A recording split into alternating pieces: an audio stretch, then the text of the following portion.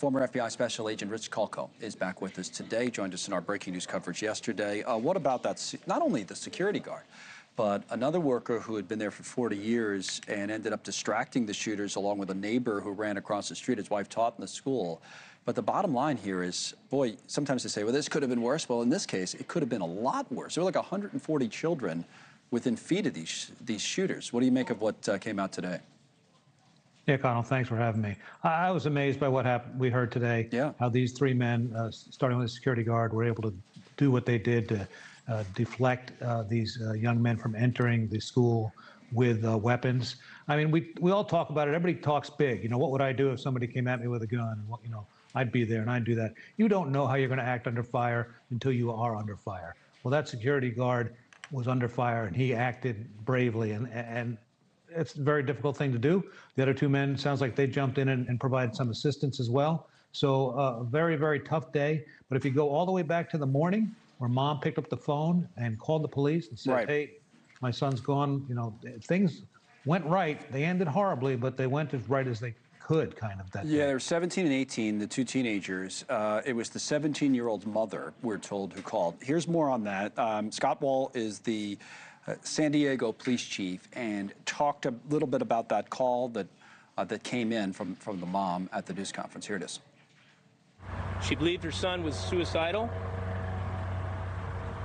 and she began to share information that several of her weapons were missing. Her vehicle was missing, in addition to her son.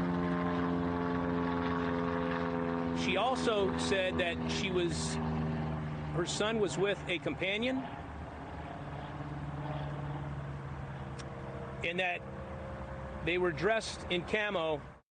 So a couple of questions, at least for me, are going to come up there right away, Rich. Number one, you know, to your earlier point, the mother's trying to help the authorities, tipping them off, but also her weapons, okay? So these weapons were not registered to either one of the teenagers. And then you know, they were asked, it looks like they're going to look into the possibility, at least, that there could be some charges here. What might go into that? Well, you have to check the weapon storage laws in California and what the mom did to secure them. Were they under lock and key? Did the young man break into the safe, or were they just in a closet somewhere? That's all part of the investigation. That's all things that the law enforcement is going to wrap up. But just shocking how he was just weeks away from graduating high school. How did he get so radicalized that he thought that this was the proper way to go in probably a relatively short time? So to me, that's one of the big questions. What's going on where these young men can watch whatever they're watching, listen to whatever they're listening to online, and they come up with, this is the solution? Well, they wrote a bunch of stuff about it, apparently. Here's Mark Remley, who's the FBI Special Agent in charge, talking about that. I can confirm there has been a manifesto that's been recovered. I would reiterate it's early on in the investigation. We are dedicating every resource the FBI has to conduct a thorough analysis of that manifesto to try to learn what led to this, but I think also more importantly, how can we stop future attacks? So I know there's a lot of questions related to this on the community. What I would just continue to reiterate is they didn't discriminate on who they hated. It covered a wide aspect of races and religions. What do you make of that last point, Rich, that it wasn't necessarily just Muslims they were targeting, but you know, their hatred kind of did not show any bounds? Yeah, it's unbelievable that these young men could think that way that quickly in life.